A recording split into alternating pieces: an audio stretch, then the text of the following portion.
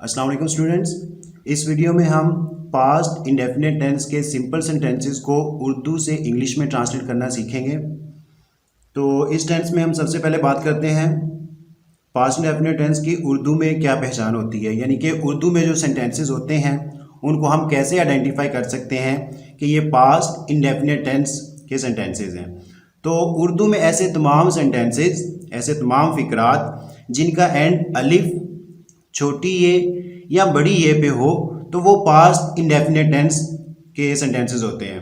जिस तरह ये देखें, वो स्कूल गया, तो इसके एंड पे क्या आया है? अलिफ। यानी कि जो मैंने पहले बताया था कि उर्दू में जिस फिक्रे के एंड पे अलिफ आ जाए तो वो पास्ट इंडेफिनिट टेंस का सेंटेंस होगा। और एक और है एग्जांपल, उसने पियानो बजाई, तो इसके एंड पे देखें छोटी ए आया है, तो जिसके एंड पे छोटी ए आए वो भी पास्ट इंडेफिनिट टेंस का सेंटेंस होगा। इसी तरह उन्होंने सेब खाए, और इसी तरह की और एग्जांपल्स। तो उर्दू में वो तमाम फ़िक्रात, वो तमाम सेंटेंसेस जिनके एंड पे ये तीन अल्फाज आ जाएं तो वो पास्ट इंडेफिनिट टेंस के सेंटेंसेस होंगे। अब हम बात करते हैं इसका सेंटेंस स्ट्रक्चर क्या होगा। तो इसका सेंटेंस स्ट्रक्चर बहुत ही आसान है। पहले हम प्रेजेंट टेंसेस पढ़ चुके हैं, तो उनके सेंटेंस स्ट्रक्चर्स थोड़े से डिफ़िकल्ट थे, कॉम्प्लिकेटेड थे। तो इसका सेंटेंस स्ट्रक्चर बहुत ही इजी है। सबसे पहले हम सब्जेक्ट लगाएंगे, सब्जेक्ट के बाद वर्ब की सेकंड फॉर्म और उसके बाद ऑब्जेक्ट। सिंपल सा इसका सेंटेंस स्ट्रक्चर है।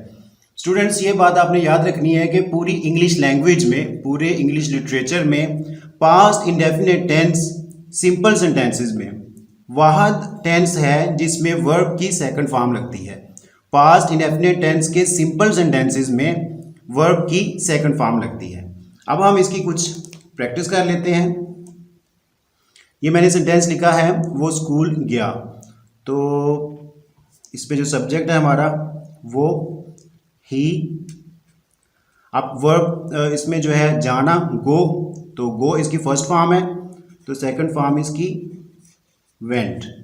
ही वेंट टू स्कूल। अब इसमें देखिए स्टूडेंट्स, जिस तरह मैंने सेंटेंस स्ट्रक्चर में बताया था कि पहले सब्जेक्ट, तो ही इसका सब्जेक्ट है, वर्ब की सेकंड फॉर्म आ गई, गो की सेकंड फॉर्म वेंट, और उसके बाद ऑब्जेक्ट आ गया स्कूल।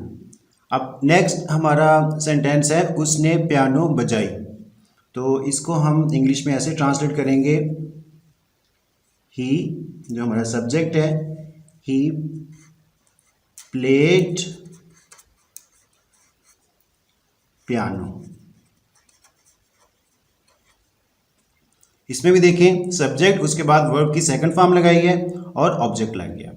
नेक्स्ट सेंटेंस है उन्होंने सेब खाए, तो देखिए उर्दू में इस सेंटेंस के एंड पे बड़ी ये आया है, तो ये भी आइडेंटिफिकेशन है कि ये पास्ट इंडेफिनिट टेंस का सेंटेंस है। तो